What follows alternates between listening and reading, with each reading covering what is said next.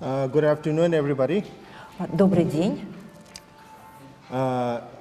Today, I think we are gathered here for a combination of various few events. Сегодня мы здесь с вами собрались по нескольким причинам.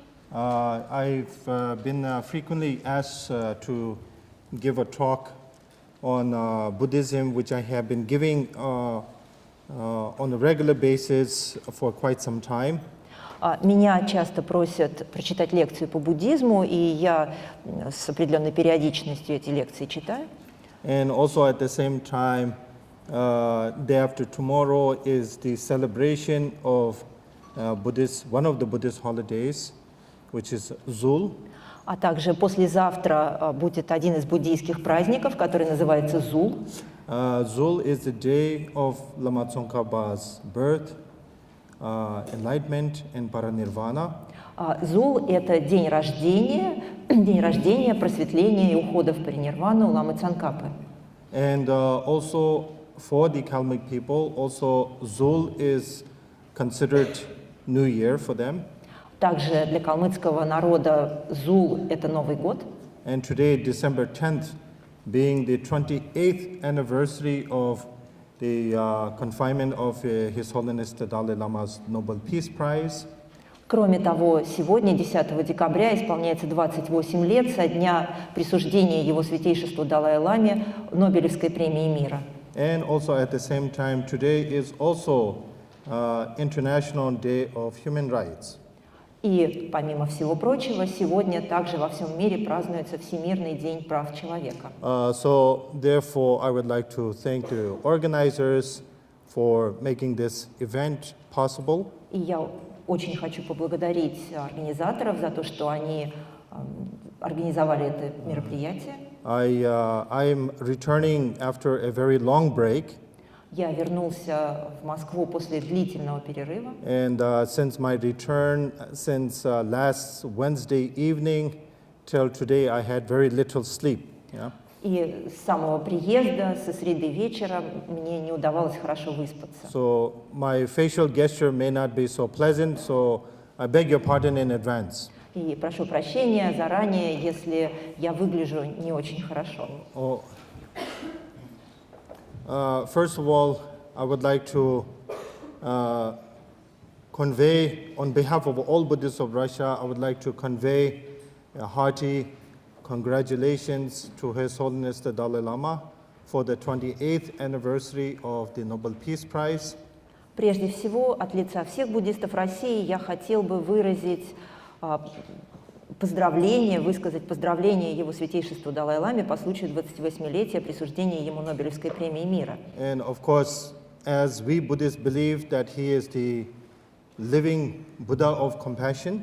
Мы, буддисты, верим в то, что Его Святейшество – это живой Будда сострадания. And not only is a belief system, but also a man of action who really travels the world tirelessly to promote compassion.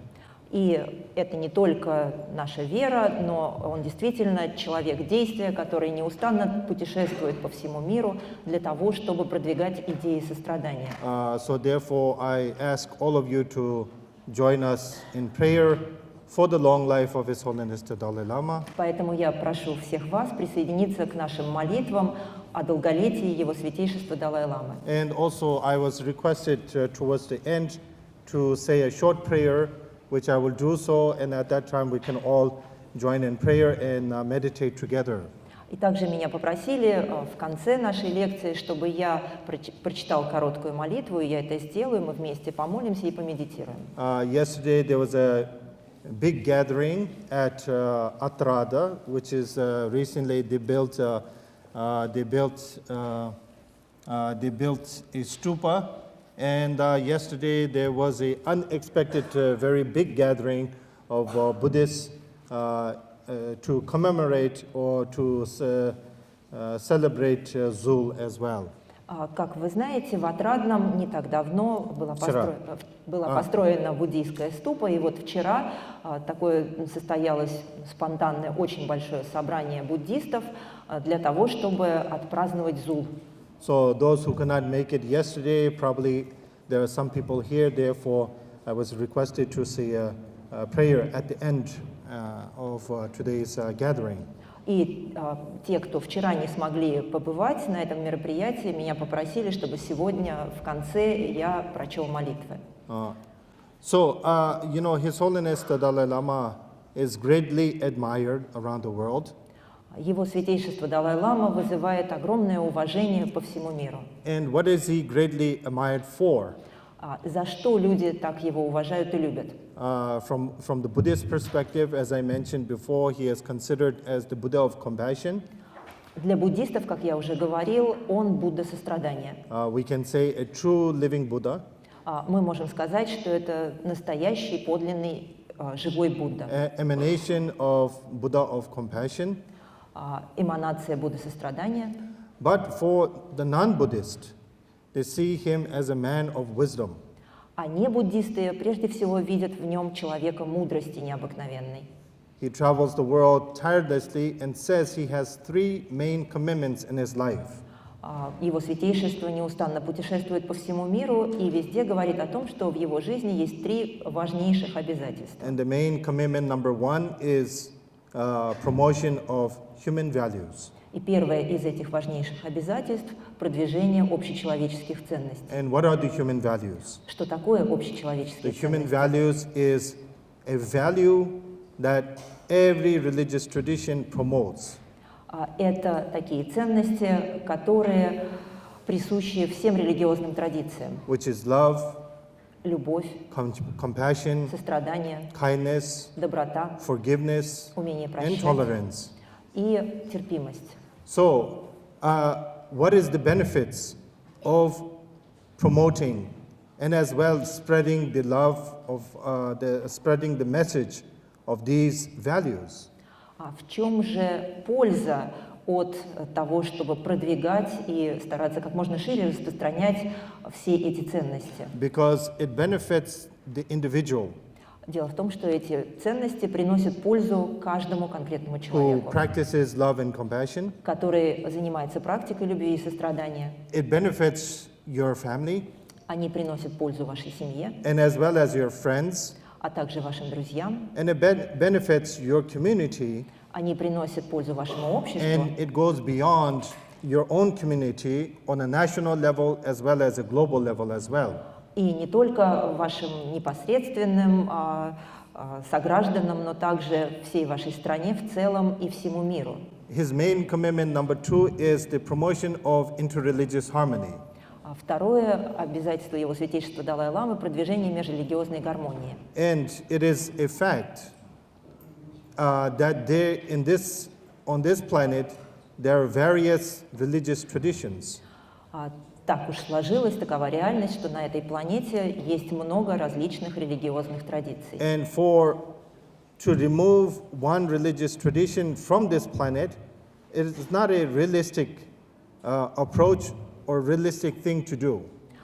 И как бы нам, может быть, не хотелось этого, но мы не можем рассчитывать на то, что на всей планете когда-нибудь будет лишь одна религия общая. So therefore, whether we like it or not, they exist and they will exist. Нравится нам это или нет, но эти многочисленные религии существуют и продолжат существовать. But at the same time, every religious community speaks about harmony, peace, and so on. И при всем при этом каждая религиозная община говорит о гармонии, мире и так далее. So how is peace and harmony created? Как же создаются мир и гармония? It is created through understanding. Для них прежде всего необходимо взаимопонимание. Understanding of one another. Понимание между людьми. Understanding of each other's philosophy or tradition. Понимание философии и традиций друг друга. Each other's religious culture. Понимание религиозной культуры других. And in order to do that, in order to have that understanding, there has to be a dialogue.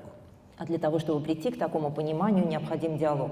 So I think from my personal experience, I truly understand the effects of interreligious harmony. Я на собственном опыте могу сказать, что действительно понимаю, какие результаты приносит межрелигиозная And the reason гармония. I say that is because in the Republic of Kalmykia, which I am also the head of the Buddhist, there is a large community of other religious traditions as well. Дело в том, что в Республике Калмыкия, верховным ламой которой я являюсь, присутствуют также и представители других религиозных традиций. And at the same time, there's a large number of Christian Orthodox, Есть многочисленная община христиан, православных. though it is a different religious tradition, but nevertheless, we have a very good, open, open discussion and open dialogue. И несмотря на то, что это совершенно другая, отличная от буддизма религиозная традиция, между нами происходит очень хороший, открытый диалог. So, if all the Buddhists were to say that we want to remove all Christians from Kalmykia, is that realistic or not? А если бы буддисты решили, что мы хотим устранить полностью из Калмыкии христианство, православие, реалистично ли это, выполнимо ли это? Or even vice versa? Или наоборот, если бы произошло это реалистично, It is not realistic. That is not possible. это совершенно нереалистично и невозможно. And such thoughts and such intention is already a base for more trouble in the future. И подобного рода мысли и намерения закладывают базу для различных неприятностей в будущем. And at the same time, in various organizations, various departments, there is a mix of different nationalities and different cultural backgrounds that work together.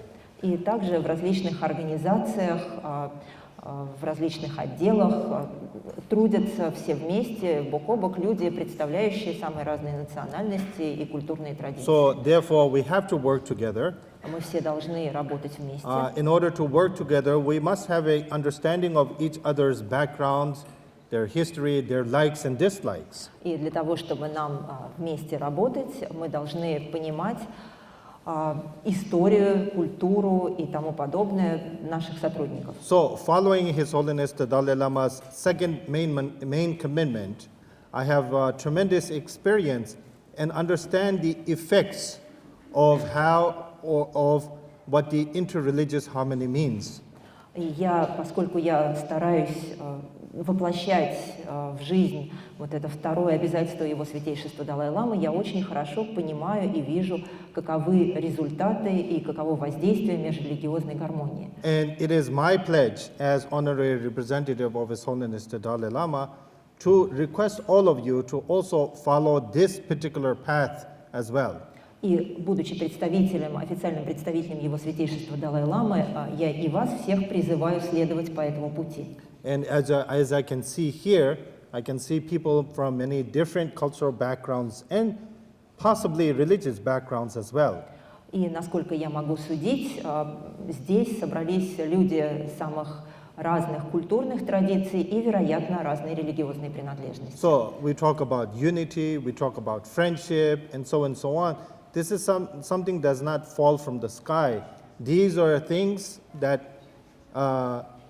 cultivate and begin from every individual.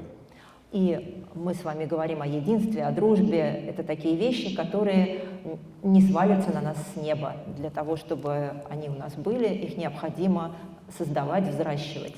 And his commitment number 3 is for the cause of Tibet. И третье обязательство Его Святейшества связано с делом Тибета. As we all know that Tibet was occupied by communism. Нам всем хорошо известно, что Тибет был оккупирован китайскими коммунистами. And where many Tibetans have to come into exile after 1959. И после 1959 года многие тибетцы были вынуждены отправиться в эмиграцию. And continue to do so till today. И этот процесс ухода тибетцев из Тибета продолжается и по сей день. So during the last almost 60 years now, За последние уже почти 60 лет many monasteries have been destructed. В Тибете destroyed. были разрушены многочисленные монастыри, Many monks have been assassinated, killed, tortured, arrested. множество монахов были убиты, посажены в тюрьмы, они подвергались пыткам. Many rare texts of Buddhism have been burned. Редкие буддийские тексты сжигались. And, and to this day, many of the Tibetans continue to suffer. И до сегодняшнего дня многие тибетцы продолжают страдать. So therefore, as the Dalai Lama lives in a free society, И поскольку Его Святейшество Далай-лама живет в свободном it обществе, is one of his main commitments is to be a spokesperson for the Tibetan people. он считает своей обязанностью стать выразителем чаяний тибетского народа. And to speak about and to be a spokesperson for the Tibetan ecological issues as well, for the environment. А также он считает своим обязательством защищать тибетскую экологию, тибетскую окружающую среду. I personally, as I am frequently advised by my friends and advisors as well, is not to bring up the issue of Dalai Lama, not to bring up the issue of Tibet, and so on. Мои друзья, мои советники часто рекомендуют мне стараться не поднимать вопросы, касающиеся Далай-ламы, Тибета и так далее. Because when I ask why, they see it as a political issue.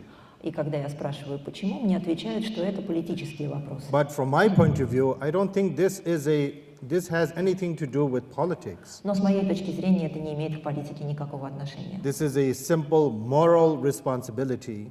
Это на самом деле всего лишь нравственная, моральная ответственность. And as a follower, as a disciple, as a representative of His Holiness the Dalai Lama, I have every responsibility to speak on behalf of the Dalai Lama and be an extension to his main three commitments. И поскольку я являюсь последователем, учеником, представителем Его Святейшества Далай-ламы, то это мое обязательство стать выразителем и продолжателем воплощать в жизнь его основные обязательства. And also, on this today's occasion, why the Dalai Lama received the Nobel Peace Prize.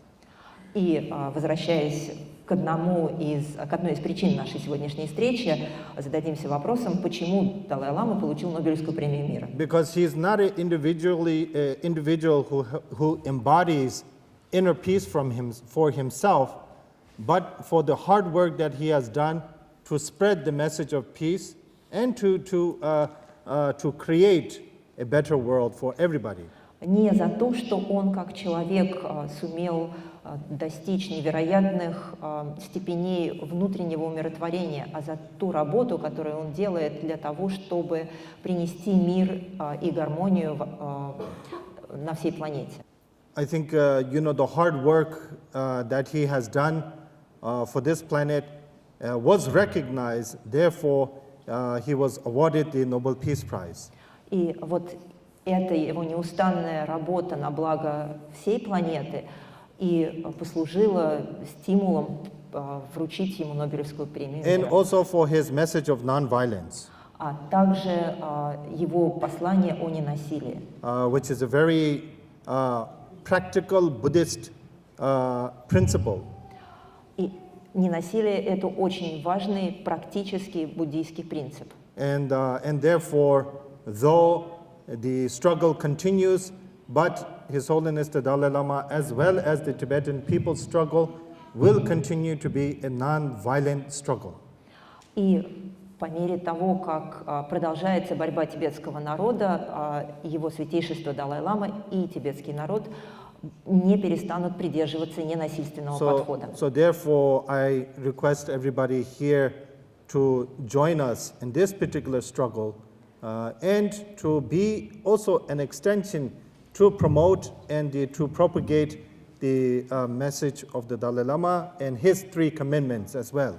И я призываю всех здесь присутствующих принять участие в этой справедливой борьбе тибетского народа, а также стать выразителями, носителями вот этих трех обязательств Его Святейшества Далай-ламы и всячески их пропагандировать. Every individual strives for justice, Потому что каждый человек желает справедливости. And the voices is simply pro-justice.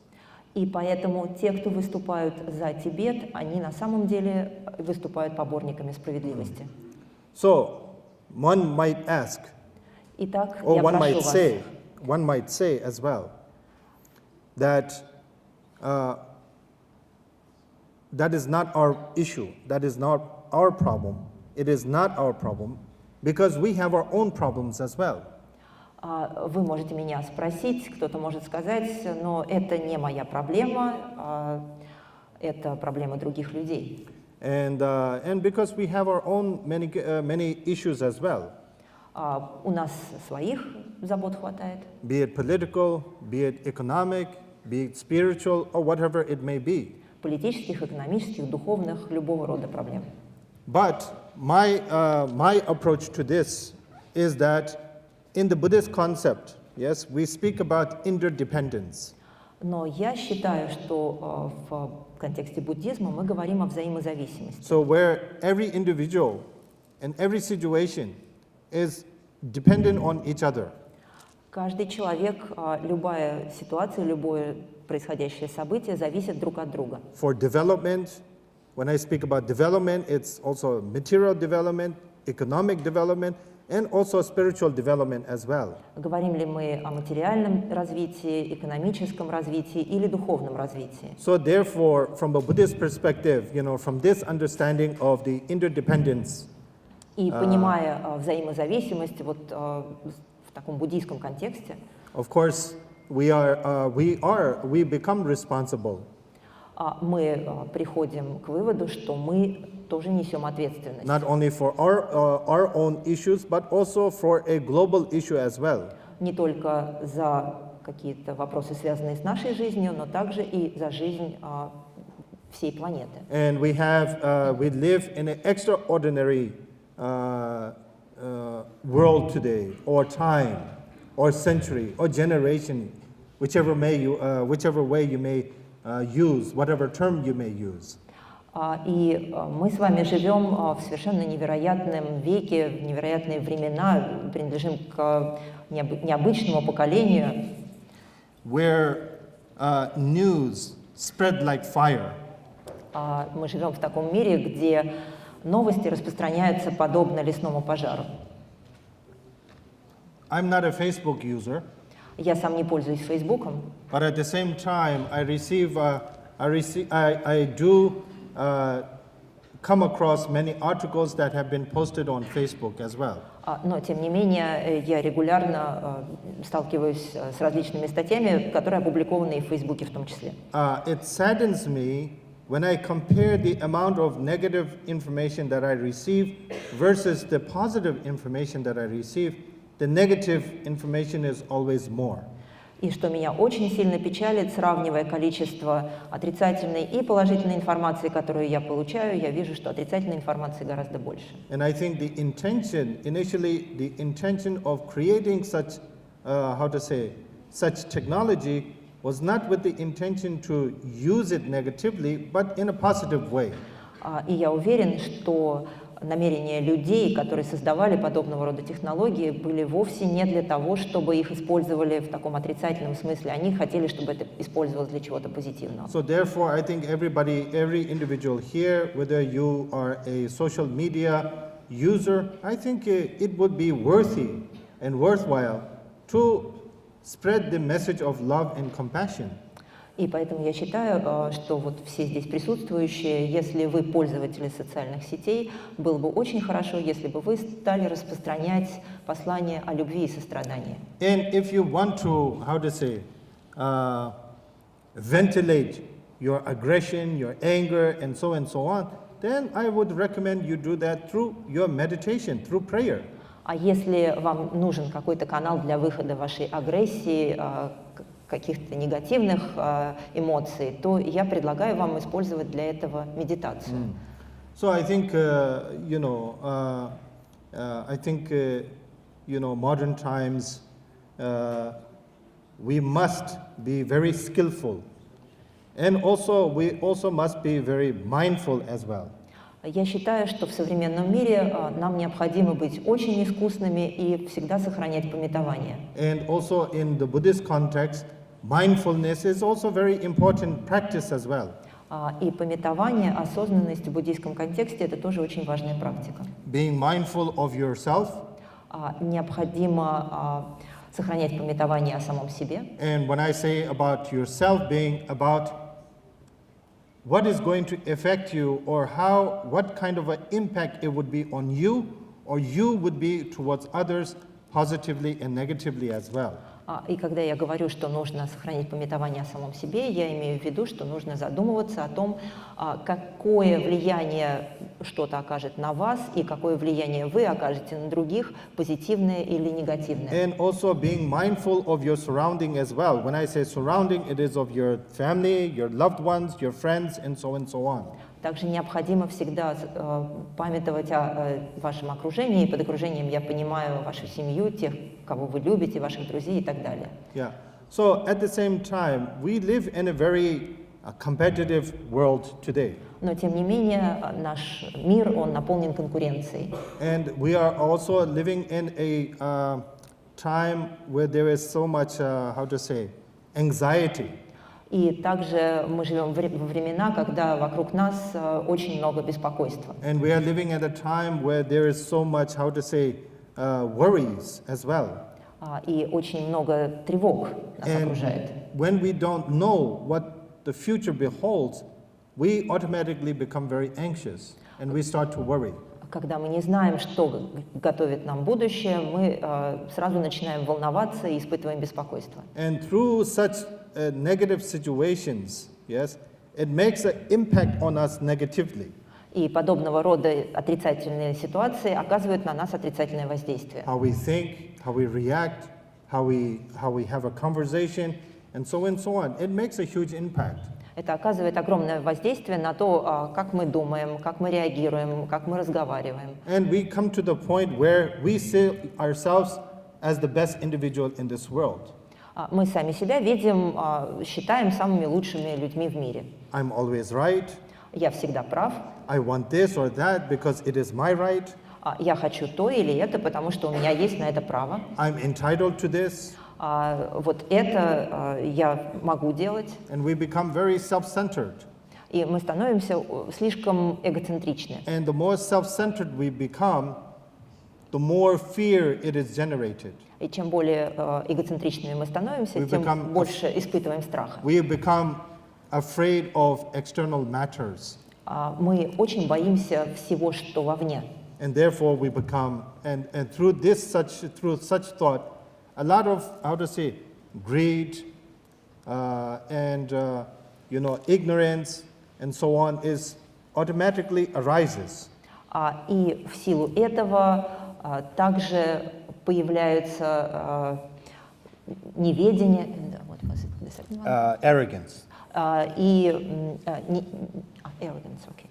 И заносчивость. So I think, I like to have conversations when I travel.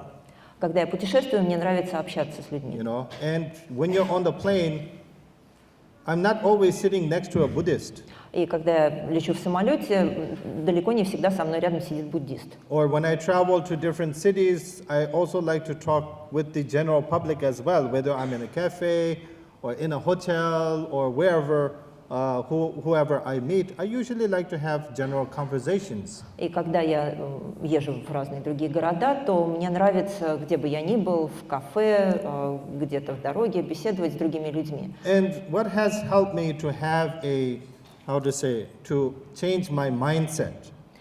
И это помогает мне изменить настрой ума. And to understand the reality of the kind of world that we live in.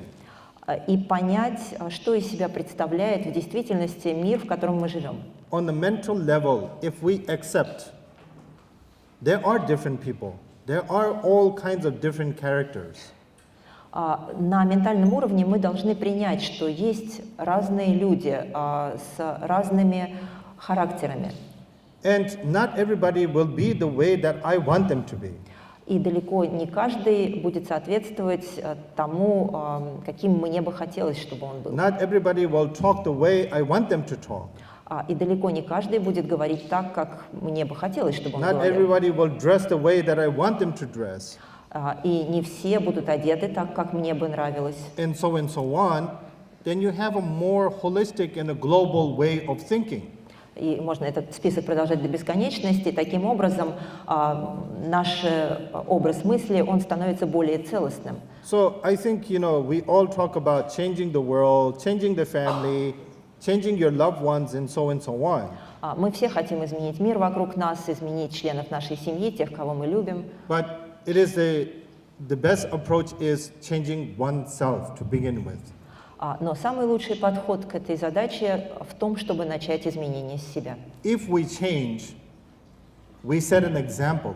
Если мы сами изменимся, то тем самым подадим пример. First of all, we set an example to our loved ones. Прежде всего, подадим пример тем, кого мы любим. And to our friends. Нашим друзьям. And which gives them which impacts them. And they will also change slowly as well. Это окажет на них влияние, и они постепенно сами тоже изменятся. And it slowly reaches out and beyond. И эта волна изменений будет постепенно распространяться. So, as I said before, we always have the wrong view about others. Как я уже упоминал раньше, у нас у всех неправильные понимания других. And we always have the right view about ourselves. А вот себя-то мы воспринимаем правильно. Which is actually the wrong view of yourself. И на самом деле это неправильно. It is self-designed, self-belief of how you think you really are. Это некий образ, который мы сами себе создали и поверили в то, что вот мы именно такие и есть. And before I go deeper into this talk, I don't claim to be the perfect person. И прежде чем я продолжу свою речь, я хотела бы сказать, что сам я человек несовершенный. Because I am another practitioner, as all of you are, and I am a believer, as everyone here. Я всего лишь обычный практикующий, подобный вам, и я верующий, подобный вам. I'm constantly striving to improve.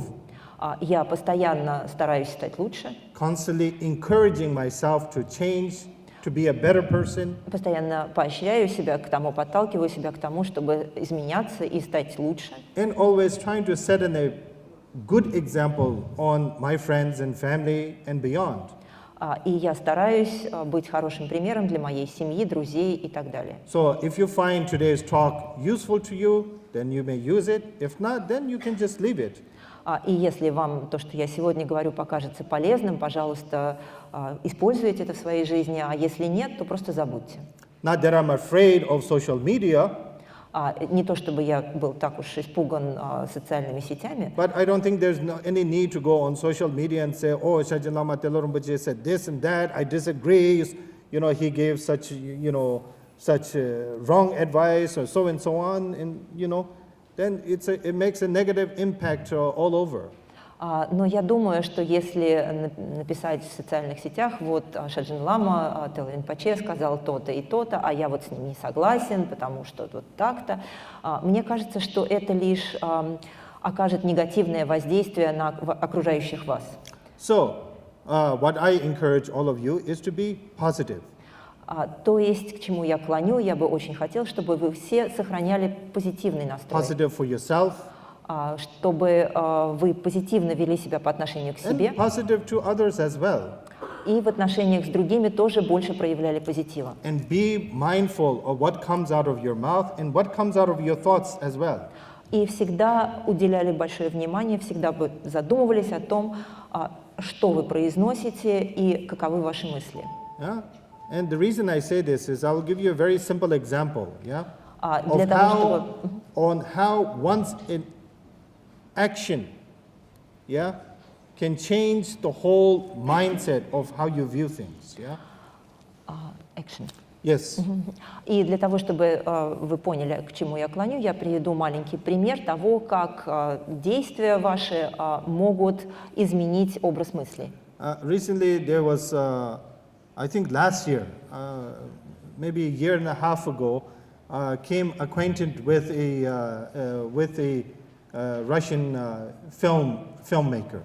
В прошлом году или 1,5 года назад я познакомился с российским режиссером. And I started to grow tremendous respect for that individual И этот человек вызывал во мне очень большое уважение. because of his art, Прежде всего, как художник, because of the work that they have done, и его работа тоже вызывала уважение. and also for his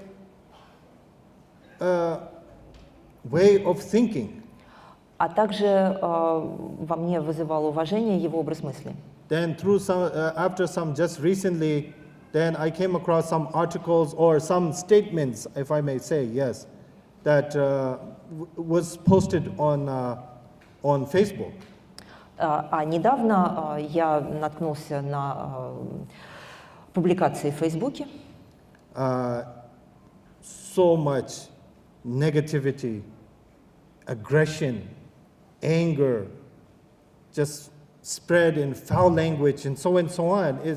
It just completely turned my mindset from a very positive, from respectful to generating a lot of disrespect for that person. И там было столько негатива, было столько ругани, брани, что это полностью изменило мое отношение к этому человеку от очень уважительного к разочарованию. I understand there's a message that they want to get across. Есть некое послание, которое такие люди хотят донести. But I think the message should always be through logic and reasoning. Но я считаю, что бы вы ни хотели донести, вы должны действовать, исходя из логики и соображений разума. And there's always a peaceful, non-hurtful approach to get the message across. И всегда это можно сделать мирно и никого не оскорбляя при этом. So, always reflect on yourself and always be mindful of who you are and what you want to be. Поэтому всегда размышляйте о самом себе, о том, кто вы и кем вы хотели бы быть. And also, we always striving to be somebody, or we are always striving to gain something in life. Мы все время стараемся кем-то стать или чего-то добиться в этой жизни. And some things are achievable easily. Чего-то легко достичь. But at the same time, there's many things that we cannot achieve no matter how much effort we put in. Но также есть вещи, которые недостижимы, независимо от того, сколько усилий мы прикладываем. But I've said this many times, and I repeat it myself, and I encourage others to always be optimistic. Но тем не менее, я это многократно говорил и повторяю, что необходимо всегда сохранять оптимизм. And through patience always pays off.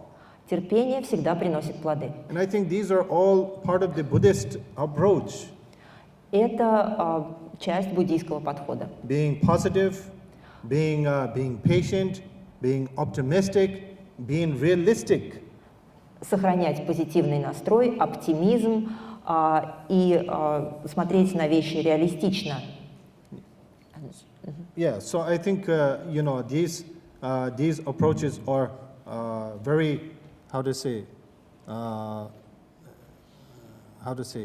concrete and realistic. Это очень конкретный и реалистичный подход. Yeah. So here, today's talk is to talk about refuge in the millennium, right? Yeah? Тема сегодняшней лекции – прибежище в нашем тысячелетии. What I said before is all kind of, in a way, interconnected to the actual topic itself. Yeah? И все, о чем я говорил до настоящего момента, оно тем или иным образом связано с этой темой. How many here who are non-Buddhist? Кто здесь не буддисты? Okay, very few. Не так много. Yeah? So the rest of it are Buddhist, right? А все остальные буддисты, да? What defines you as a Buddhist? А что вас делает буддистами? Is it your race? Может быть, принадлежность к какой-то расе? Is it your ethnic group? Или к какой-то национальности? What is it based on? что, на основании чего мы делаем вывод о том, что мы буддисты? That's a question I want you to ask yourself as well. Я бы хотел, чтобы вы сами себе этот вопрос задали. Yeah? In the Buddhist context, one who defines a Buddhist is an individual who takes refuge in the three jewels. В буддийском контексте буддистом вас делает принятие прибежища в 3 драгоценностях. Yeah? And what are the three jewels? The three jewels is Buddha, the enlightened being, Dharma, which is the teachings of Buddha, and third is the Sangha, the monastic community that preserves the teachings and the lineage of Buddha himself. А что такое 3 драгоценности? Это Будда, просветленное существо, это дхарма, учение, и сангха – это сообщество монахов, практикующих, которые поддерживают, сохраняют это учение и эту линию передачи. So therefore, if you claim yourself to be a Buddhist, И поэтому, если вы заявляете, что вы буддист, the first question you should ask yourself is, do you take refuge in the Buddha? первое, о чем вы должны себя спросить, принимаю ли я прибежище в Будде? What is the meaning of refuge? В чем смысл прибежища? What is the difference between faith and refuge? Какова разница между верой и прибежищем? There's a very huge difference. Эта разница огромна. So having faith is not sufficient enough. Одной лишь веры I'm недостаточно. sorry. Having taken refuge is not sufficient enough. Простите, принять прибежище этого недостаточно. Because in order to take refuge, you must have faith. Потому что для того, чтобы принять прибежище, вы должны обладать верой. Yeah.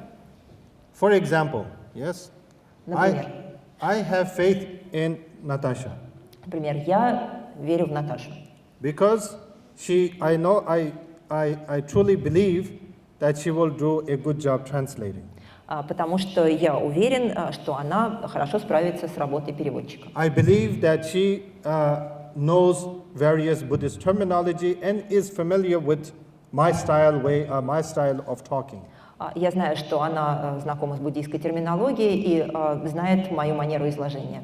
So therefore, when the time is needed for me to communicate to the public, I take refuge in the translator, who happens to be Natasha. И поэтому, когда мне нужно обратиться с речью к публике, я обращаюсь за прибежищем к переводчику. So therefore, similarly, towards Buddha, for us to have faith in the Buddha, we have to know who Buddha is. И возвращаясь к Будде, для того, чтобы мы могли поверить в Будду, мы должны знать о том, кто он. And the teachings he gave, Его учение, которое он даровал, and the whole life story of Buddha himself. И всю историю жизни Будды. Then if you know that, Если вы это знаете, then you can simply decide whether you want to take refuge or not. That's an individual right. то, основываясь на этой информации, вы можете принять решение, хотите ли вы обращаться к нему за прибежищем или нет. Это ваше личное право. But if you claim yourself to be a Buddhist, then you must take refuge. Но если вы говорите о том, что вы буддист, то вы обязаны принять прибежище. So I want you to ask yourself the question, yeah? И я хочу, чтобы вы сами себя спросили. Number one, do you take refuge in the Buddha or not? Во-первых, принимаете ли вы прибежище в Будде или нет? What is it that you're taking refuge in? В чем вы принимаете прибежище? And why? И почему? Yeah? Number two is taking refuge in the Dharma, which is the teachings of Buddha. Второе – это принятие прибежища в Дхарме, учении Будды. What did Buddha teach us? Чему Будда нас учил? It's not just love, compassion, tolerance. Это не только любовь, сострадание, терпимость. There's over 100 texts, Есть сотни текстов, which is equivalent of the Buddhist Bible, if you might say, yeah? которые мы, наверное, можем назвать буддийской Библией Or Buddhist Quran. или буддийским Кораном. Yeah? There's over 100 Buddhist texts. Более сотни буддийских текстов существует. And out of all the Buddhist texts, how much do we know? И из этого многообразия буддийских текстов со сколькими мы знакомы? How much have we read? А сколько из них мы читали? How much do we understand? А сколько мы поняли? So without understanding the teachings of Buddha, how can we take refuge? Не понимая учения Будды, как можем мы принимать прибежище? So therefore, it's not possible. Это невозможно. So therefore, in order to take refuge, we must study and learn. Для того, чтобы принять прибежище таким образом, мы должны изучать и узнавать новое. If we want to change as an individual, as a person, Если мы хотим измениться как личность, как человек, then we must read and learn and educate ourselves. And from that context, we can absorb what is needed for us to handle the situation or difficulties that we face in life. И для этого мы должны постоянно учиться, узнавать что-то новое, для того, чтобы из этого материала почерпнуть методы и средства, которые помогут нам самим измениться и сделать нашу жизнь лучше. And number 3 is taking refuge in the Dharma, Sangha, which is the monastic community that preserves and upholds the lineage or the teachings of Buddha himself. И третий объект прибежища – это сангха, сообщество монахов, которые поддерживают, сохраняют линию передачи учений Будды. Yes. So, for example, many people like to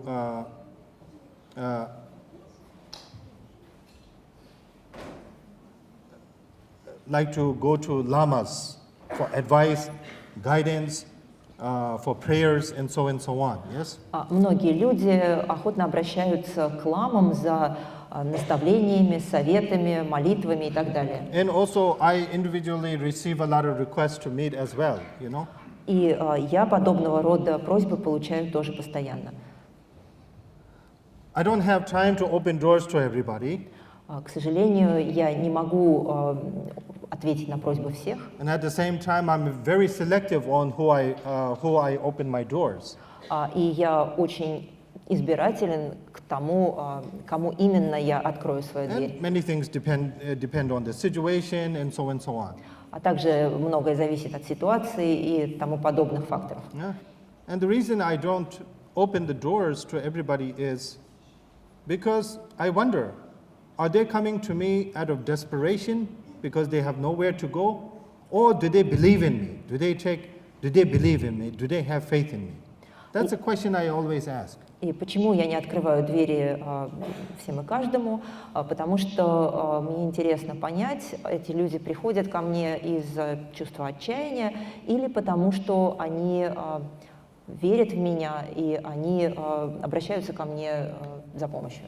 And the reason is, nowadays we live in a society of label. Дело в том, что мы живем в обществе ярлыков. If somebody has a big label, и лейблов. Если у кого-то есть знаменитый лейбл, then we think that it's the best label, it's a good label. Yeah? И на основании того, что это знаменитый лейбл, мы делаем вывод о том, что он хороший. Yeah. So therefore, they, without knowing me personally, without knowing my character, without knowing the qualities of me, just because of my label, people want to come and see me. И что касается меня, люди, не зная, кто я, не зная моего характера, а просто зная о том, что вот я определенный лейбл, опираясь на эту информацию, они ко мне приходят. I think that is probably the wrong thing. Мне кажется, это неверно. And I have a lot of advantages from my side if I want to be a very bad individual.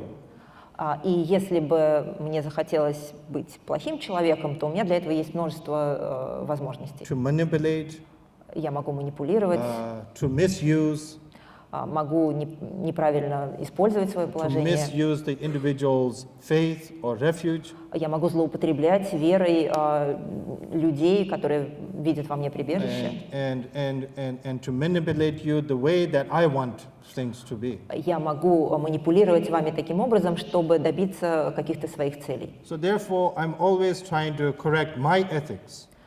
И поэтому я всегда очень внимательно слежу за своей собственной этической стороной, My action, за моими действиями, and always striving to discipline myself. И всегда внимательно себя дисциплинирую. And also to have the right view. Также стараюсь придерживаться правильного воззрения And to be mindful as well. и сохранять памятование. So therefore, it is a question that we must always ask ourselves. Поэтому мы всегда должны себя спрашивать, if you consider a Buddhist, Если я считаю себя буддистом, do you take refuge in the three jewels? принимаю ли я прибежище в 3 драгоценностях? If you take refuge in the Buddha, Если вы принимаете прибежище в Будде, who is Buddha? кто такой Будда? What is Buddha? Что он из себя представляет? What he has achieved. Чего он достиг? And secondly, which is the Dharma, what teachings he gave. А во-вторых, говоря о Дхарме, какое учение он даровал? What is the message he sends across us? А какое послание он нам оставил? What do you believe in? Во что вы верите? Number 3 is, I depend, because Buddha may not be with us physically, И что касается 3 драгоценности, возможно, Будды с нами и нет физически, but he has left us the teachings, his teachings. но он оставил нам свое учение. Therefore, the teachings that he gave also needs, explanation and guidance. И учение, которое он нам оставил, нуждается в разъяснении, и для того, чтобы ему следовать, необходимы наставники. Therefore, I depend on the monastic community to clarify, to give commentaries and to explain. И поэтому я полагаюсь на монашеское сообщество в том, что они для меня пояснят что-то и направят меня. So also the three jewels is also very much interdependent as well. 3 драгоценности также взаимозависимы. How can one say, oh, I take refuge in the Dharma, but I don't take refuge in the Buddha? А можно ли сказать, я принимаю прибежище в Дхарме, но не принимаю прибежище в Будде? Or I take refuge in the monks, but I don't take refuge in the Dharma itself. Или, например, я принимаю прибежище в монахах, в санхе, но не в Дхарме. So that's not a possibility. Yeah? Это просто невозможно. So, we must always question ourselves. Look at yourself in the mirror. I don't know if there's such saying in Russian, but in English there's a term that we must always reflect, not externally. Don't judge others, but first of all, judge yourself. И поэтому нам всегда необходимо думать о самих себе, смотреть на себя как бы в зеркало. Нам нужно размышлять и не судить окружающих, а прежде всего судить самого себя. And if you find no fault in yourself, И если вы не находите в себе никаких изъянов, then that means that you have tremendous amount of ego. Это означает прежде всего, что у вас невероятное эго, Then you are arrogant, вы заносчивы, and you are ignorant as well. и у вас велико неведение. So, which is what we call in the Buddhism the three poisons. В буддизме мы называем это 3 ядами ума. So, therefore, we must destroy the three poisons И нам необходимо эти 3 яда разрушить, in order to cultivate a holistic mind. для того, чтобы ум наш стал целостным. And in the Buddhist context, we are constantly talking about training of the mind. В буддизме мы все время говорим о тренировке ума. And what does it mean by training the mind? It is meaning that training our thoughts, training our emotions. Что такое тренировка ума? Это тренировка наших мыслей и наших эмоций. Training how we think. Работа с тем, как мы мыслим. And always finding ways of how to have the right view. И поиск способов, как сделать так, чтобы наше воззрение было правильным. So, which leads to recitation of various different mantras. А это нас приводит, в свою очередь, к начитыванию различных мантр. And what does mantra mean? А что такое мантра? Mantra means protecting the mind. Она означает защиту ума. When we say what we are training the mind is we are training the mind from destructive thoughts or destructive emotions.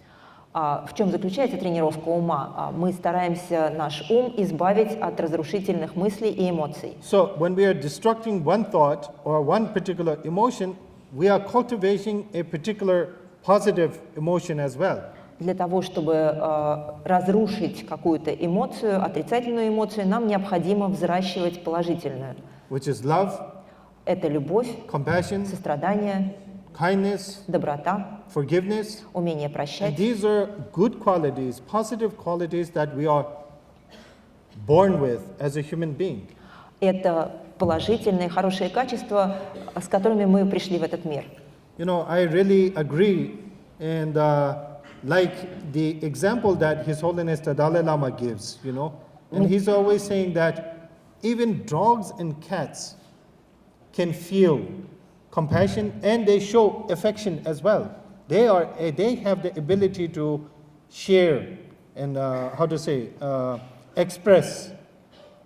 So if animals can do it, why cannot humans do it? Мне очень нравится пример, который приводит Его Святейшество Далай-ламы, и я полностью с этим примером согласен. Он всегда говорит, что даже собаки и кошки, они способны воспринимать сострадание и любовь, и они также способны его выражать. И если на это способны животные, почему мы, люди, не можем этого делать? So therefore, when I talk about refuge in the new millennium, doesn't necessarily mean that all must become Buddhist. No. И говоря о значении прибежища для нового тысячелетия, я не хочу сказать, что все должны стать буддистами. Whether you choose Buddhism or not is an individual right. Это ваше право выбрать ли буддизм как свою религию или нет. But at the same time, if you claim yourselves to be Buddhist, then you must be aware and understand what are the teachings of Buddha, what he strived for, what is the teachings he gave, and so on. Но если вы называете себя буддистом, то вы должны очень хорошо понимать и знать, что такое учение Будды, к чему он стремился и так далее. So, you have every individual right to choose which religious tradition that you want to follow. У вас есть полное право выбирать, какой религиозной традиции следовать. But you must also understand that we live in a world that many various religious traditions exist. Но вы также должны понимать, что мы живем в мире, в котором огромное количество различных религиозных направлений. And therefore we must live side by side. И мы все должны жить бок о бок друг с другом. We have to live as a nation. Мы должны жить как единая страна. As a neighbor. Мы должны жить в ладу со своими соседями. Work together. Мы должны все вместе работать. And so on. И тому подобное. So therefore, the best way to holistic approach or way or attitude is to have to have an open heart. И поэтому самый лучший, целостный подход к достижению всего этого — сохранять свое сердце открытым. To be warm-hearted.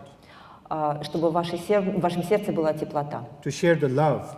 Делиться любовью. And these such thoughts, qualities that you spread, they will come in return back to you. И подобные качества, мысли, которые вы будете распространять вокруг себя, они вернутся к вам. And therefore, as I said earlier, it will benefit you personally, as well as your family and friends, and beyond. И потому, как я уже говорил сегодня, это принесет пользу вам, вашей семье, вашим друзьям и гораздо более широкому кругу людей. Therefore, we live in a world of interdependency. Мы все живем в мире взаимозависимости. So, therefore, because of the various religious traditions and various cultures as well, the best approach is to have respect, to be respectful. И в силу того, что так много разных религий и так много различных культурных традиций, самый лучший подход — это уважение. Yeah. Love yourself. И любовь к себе. Don't expect others to love you. Любите себя, но не ждите, чтобы другие вас любили. Love yourself. Сами любите себя. And if you love yourself, then you can love others. А если вы любите себя, то вы способны любить и других. Then others will love you automatically. И тогда другие автоматически будут отвечать вам любовью. So this particular attitude applies to compassion and other good qualities as well. Это относится и к состраданию, и к другим хорошим качествам. So therefore, we live in a very challenging time. Мы живем в очень непростое время. And if you claim yourself to be Buddhist, then we must be 21st century Buddhist. И если вы говорите, что вы буддисты, то вы должны быть буддистами 21 века. And what does it mean to be a 21st century Buddhist? А что такое быть буддистом 21 века? Education, of course, is important. Очень важно образование. You develop your own education. Вы сами себя образовываете. Most of the education method these days is strictly concentrated on external development. В современном образовании по большей части процесс нацелен на то, чтобы добиваться каких-то внешних качеств.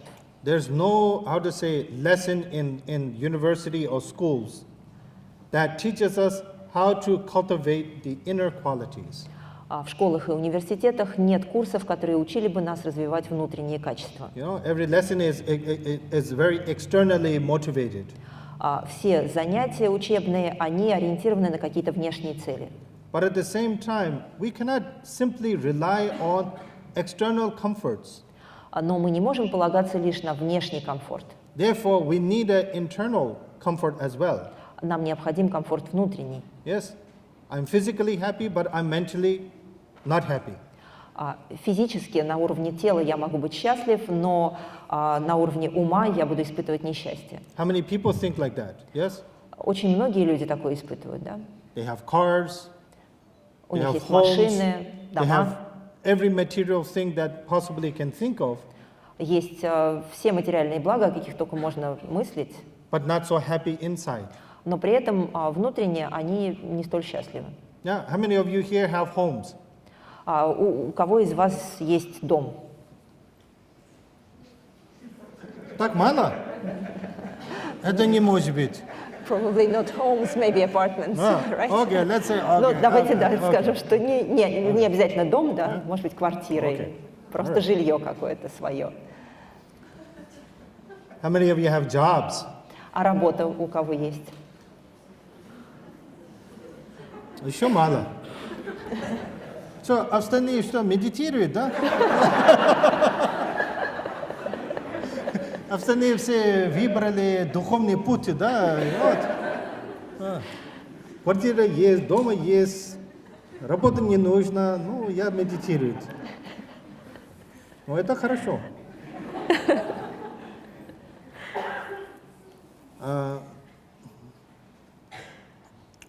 So, you know, whatever you have, whatever you possess, yeah?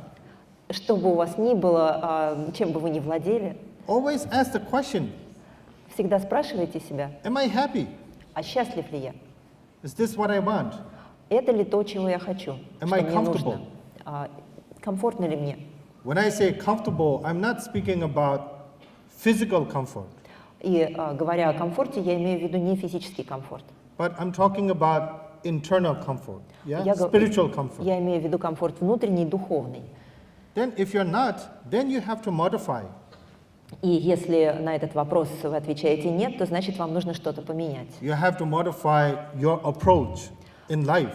Нужно поменять свой подход к жизни. How you will change things, how you will change the situation, and so on. Нужно подумать о том, как поменять окружающую ситуацию и так далее. So it is very important for us to constantly reflect Поэтому нам очень важно постоянно размышлять on ourselves. о самих себе. Yeah. You know, right now Buddhism is, I don't want to say becoming popular, yeah, but there's a very keen interest globally. Yeah. В наше время буддизм, не хочу сказать, что он становится популярным, но он привлекает все больше интерес во всем мире. And the interest is for various reasons, you know. There's various reasons. И есть много причин, по которым существует этот интерес. You know, so I think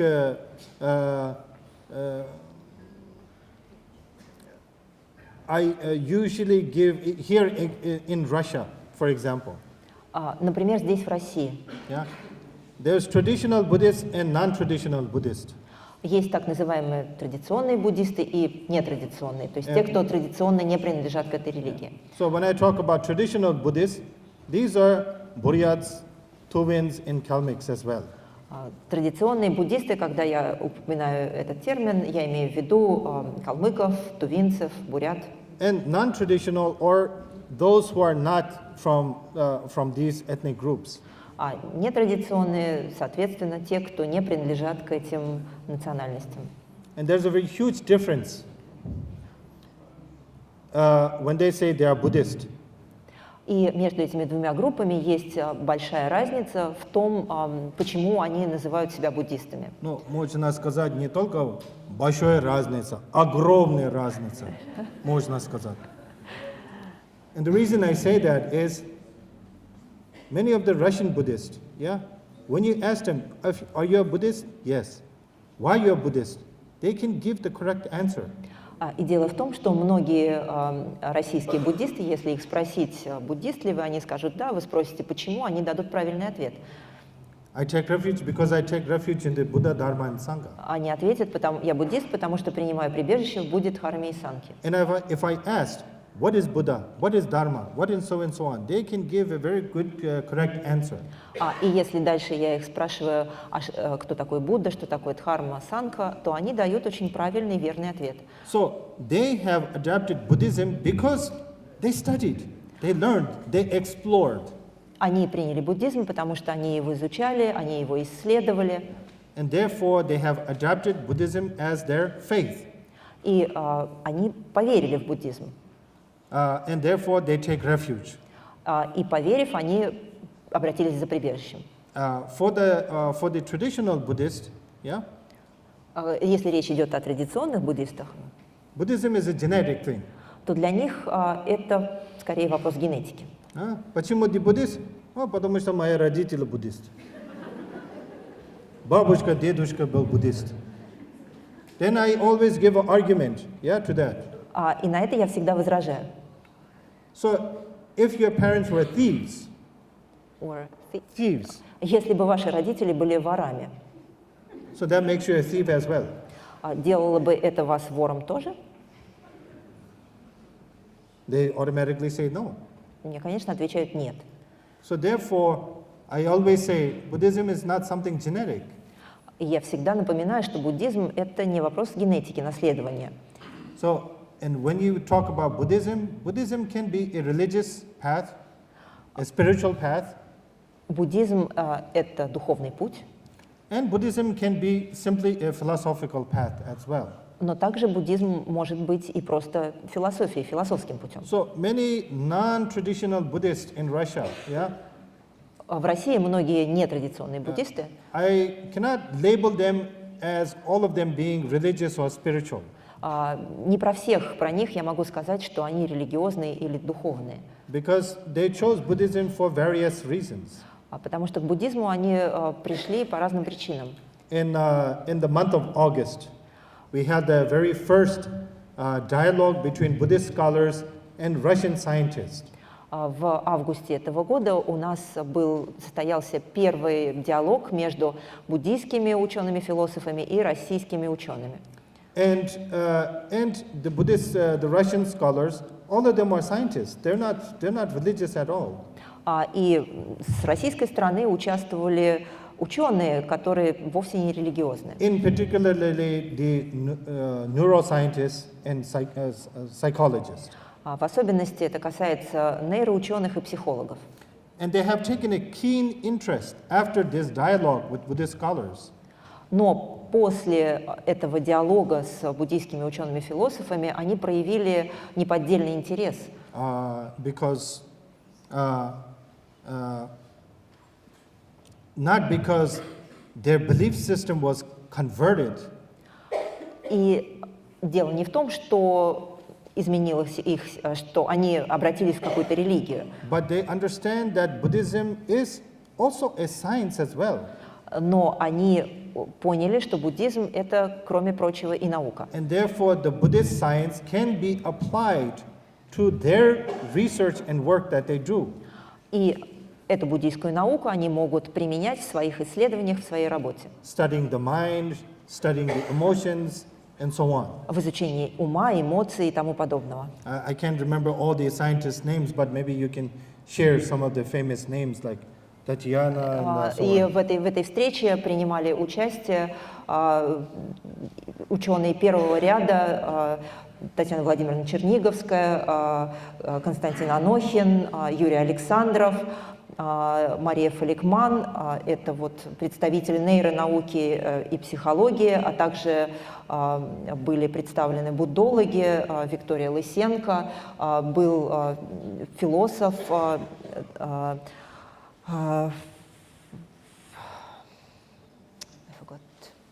forgot Давид Израилевич. Дмитрий Волков. Со стороны нейронауки также участвовал Дмитрий Волков. И простите, я прошу прощения, я совершенно вылетела из головы фамилия замечательного философа, который тоже участвовал в этой встрече. Недавно один знакомый я встречал, да, но мы общались, чай пили и так далее, да. Мы поговорили по этой конференции и так далее, да. И он мне говорит: Татьяна Черноговская, да? Да. Татьяна Черноговская, молодец, говорит. Я говорю, почему? Потому что она буддист стала, говорит. So there's that wrong understanding, you know. She became interested not because of the religious aspect, but because of the science aspect as well. Это неправильное понимание, потому что она заинтересовалась не как бы буддийским аспектом, но она заинтересовалась скорее аспектом научным. And I said, she's not a Buddhist. И я ответила, она не буддистка. And he said, how can that be? I listened to her lecture online after the conference. И мой друг сказал, как такое может быть? Я слушала ее лекцию онлайн после конференции. And he said, the way she talks about Buddhism, she's a full convert Buddhism. И то, как она говорила, и то, что она говорила о буддизме, свидетельствует о том, что она полностью обратилась в буддийскую веру. I said, no, she's interested in the science aspect of Buddhism, you know. Но я сказала, нет, она интересуется аспектом науки, который присущ буддизму. So therefore, I encourage you to watch online as well. The talks that they gave, the dialogue that we had, it might be interesting to some of you as well.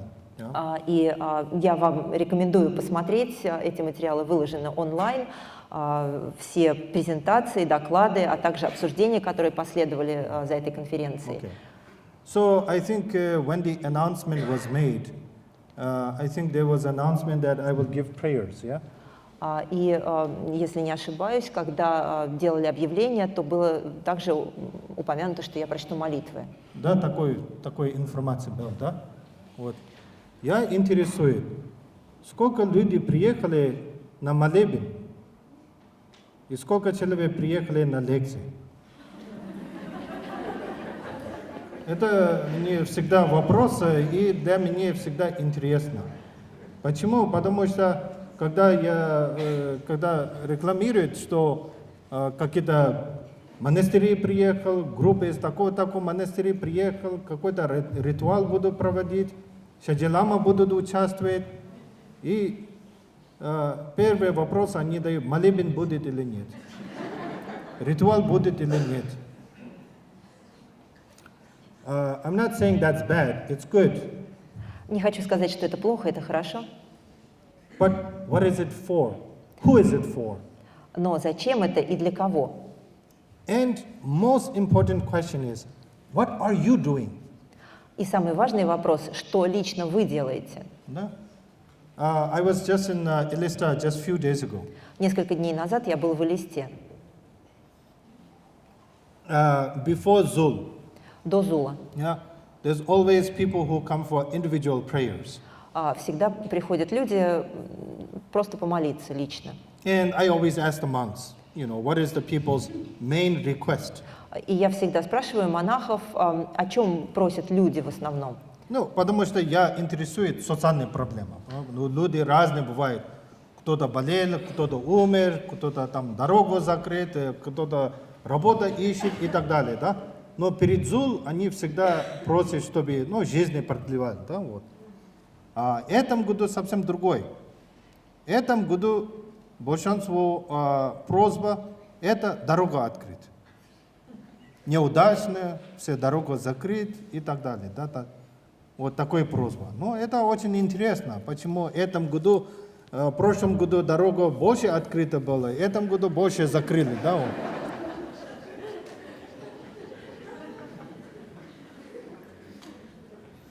So, there's a saying that, okay, open the path, yeah? Говорят, открыть дорогу. So, who opens your path? А кто открывает вам дорогу? Это главный вопрос. Is it you yourself? Вы сами? Or the Lama who you request? Или лама, к которому вы обращаетесь с этой просьбой? Да. So I always give a very good example to people, yeah? Я всегда людям даю очень хороший пример. Ну, наверное, все видят, я пить хочется, да, сегодня. Мало спал, долго летел туда-сюда, на короткий период я летел много, поэтому, постоянно пить хочется. Да? So I'm thirsty. Итак, я испытываю жажду. Drink the water for me. Выпейте за меня воду.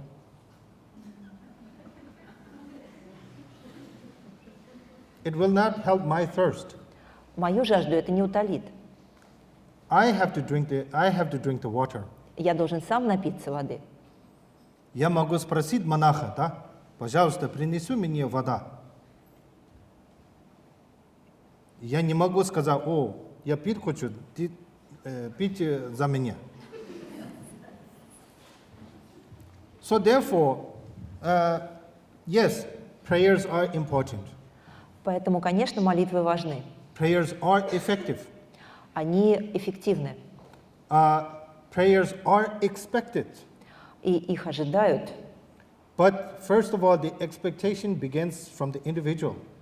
Но прежде всего должно быть участие самого человека. When you say, I come across many people that say, I don't know how to pray. Часто очень я слышу от людей, я не умею молиться. How many people here share that thought? Кто здесь может сказать такое про себя?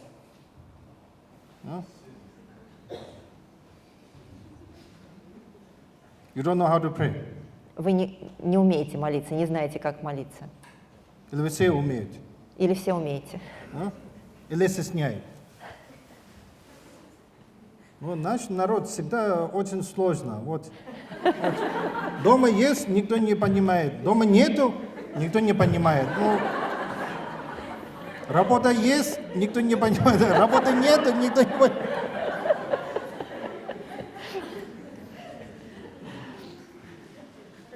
I think everybody has already achieved enlightenment already. Похоже на то, что все здесь уже достигли пробуждения.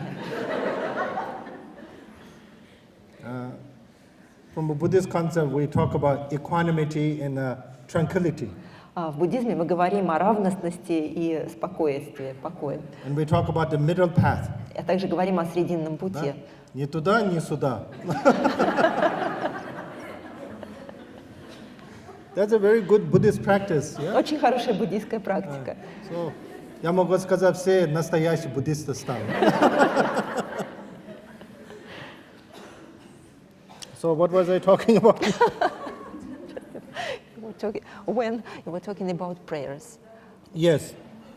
So when we talk about prayers, yes, prayers can be effective. Yes. Итак, возвращаясь к молитвам, молитвы могут быть результативны. Just by hearing the sounds, you make positive karmic imprints. Даже когда вы просто слушаете звук молитвы, это оставляет положительные кармические отпечатки. And we are transforming your obstacles into something positive that will bring positive results for you. И также мы преобразуем препятствие в нечто положительное, что принесет вам положительные результаты. But from the person who is requesting the prayer, there has to be a change of attitude as well. Но человек, который обращается с просьбой о молитве, тоже должен поменять свое отношение. We are always striving for something, therefore we find it obstacle because we're not achieving what we are striving for. Мы к чему-то стремимся, и когда мы этого не достигаем, мы считаем, что перед нами есть препятствие. So therefore, from your side, you also have to make a pledge, commitment. И поэтому вы со своей стороны тоже должны взять на себя обязательства. Yes, you're looking for a job, you cannot find a job. Yeah? Например, вы ищете работу и не можете ее найти. So maybe you're not looking harder. Может быть, вы недостаточно усердно ищете. Maybe you're not looking at the right place. А может быть, вы просто не там ее ищете. Maybe you're not calling the right place. Может быть, вы обращаетесь не туда. Maybe you're not looking at the right sites. Может быть, вы не все возможности рассмотрели. And so on. There's И many так далее, и factors. так далее. Есть масса факторов. So there has to be that more effort invested. Всегда с вашей стороны должно быть вложено больше усилий. Yeah? And therefore, results will be achievable. И тогда вы достигнете результатов. You have to have optimism. Вы обязаны сохранять оптимизм. Yes.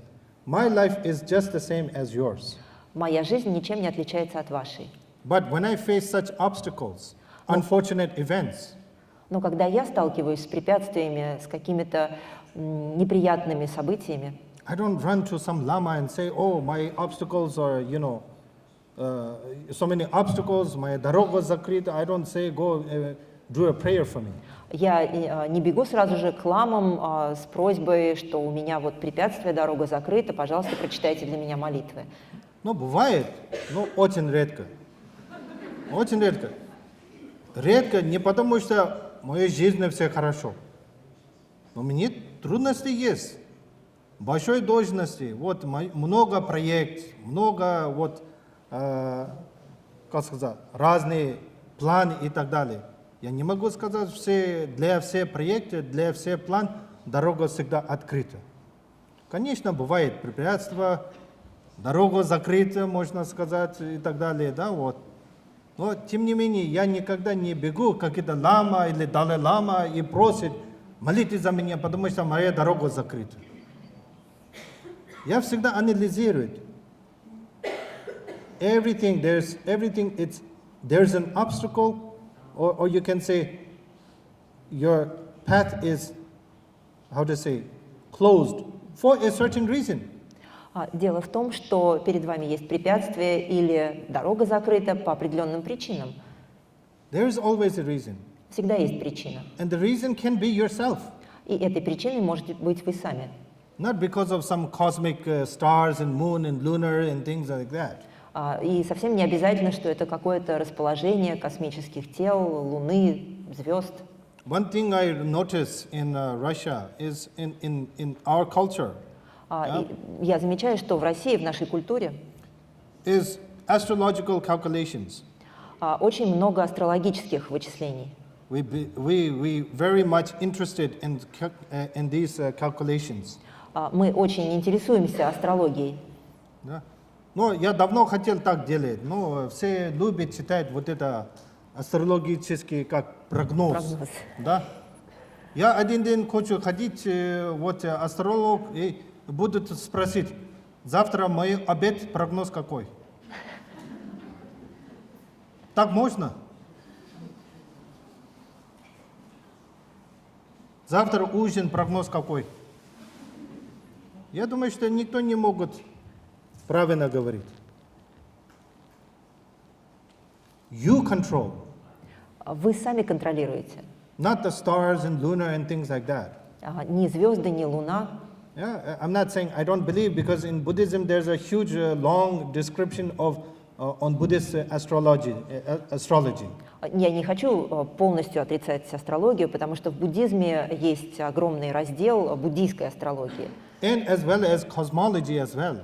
А также есть и космология. And as well as in one of the Buddhist master's texts or commentary on Buddha's teachings, there's a description on how the world is flat.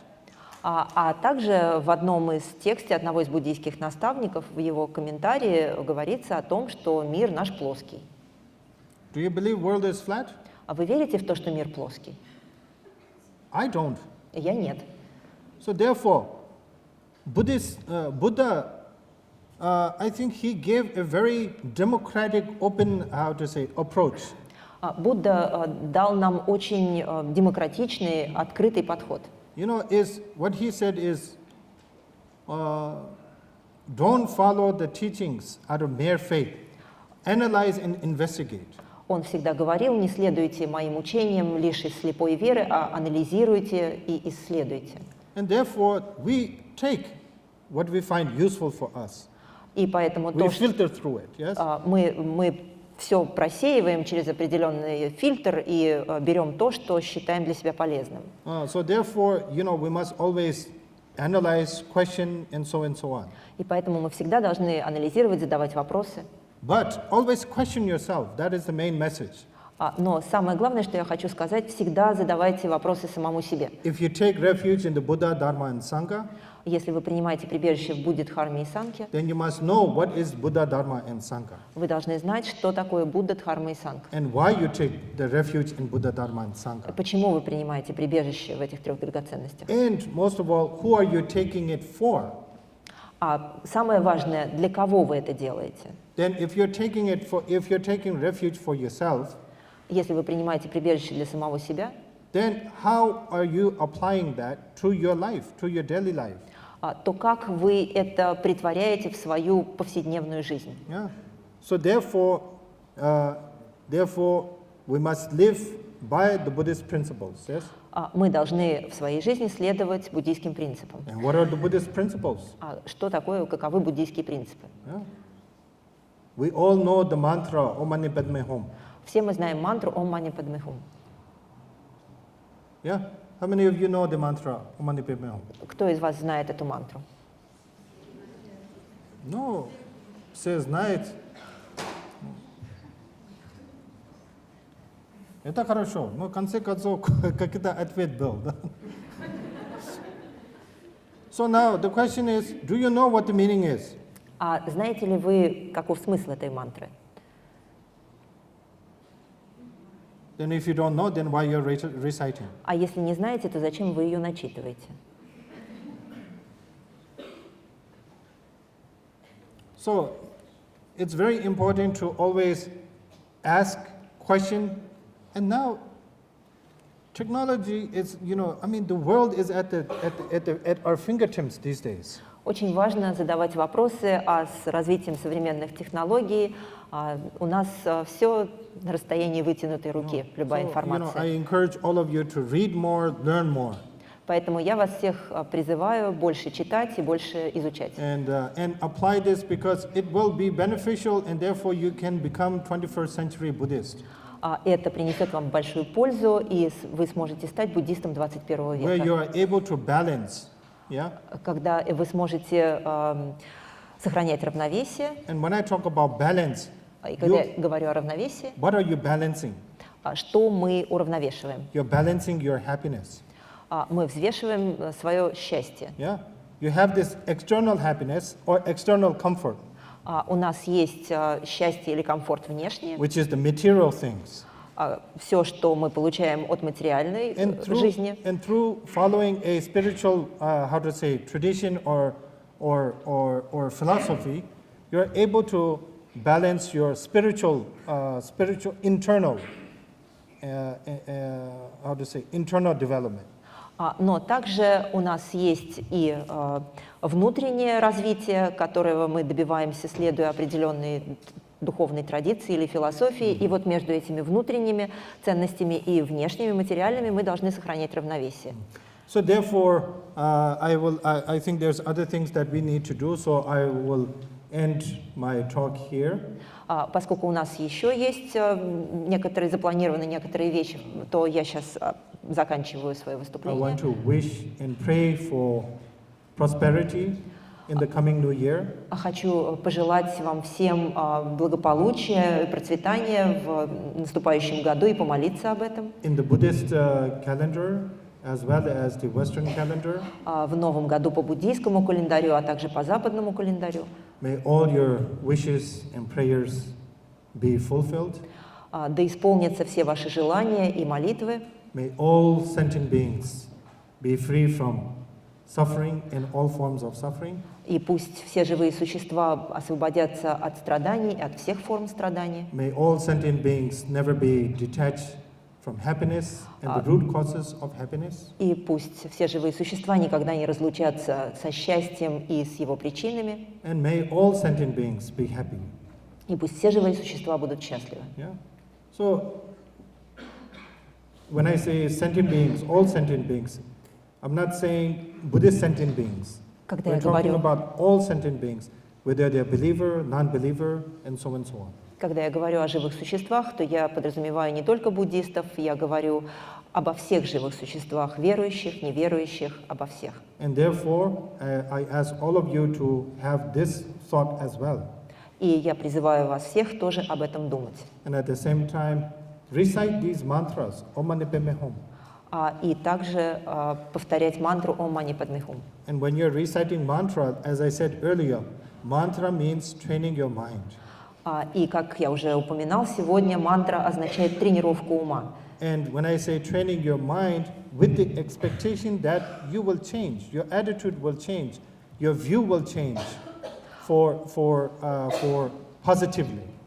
И поэтому, читая мантру, вы всегда должны помнить об этой тренировке, о том, что вы стремитесь к изменению своего ума, своего отношения в лучшую сторону. Now, when we leave today, will all of you be completely changed?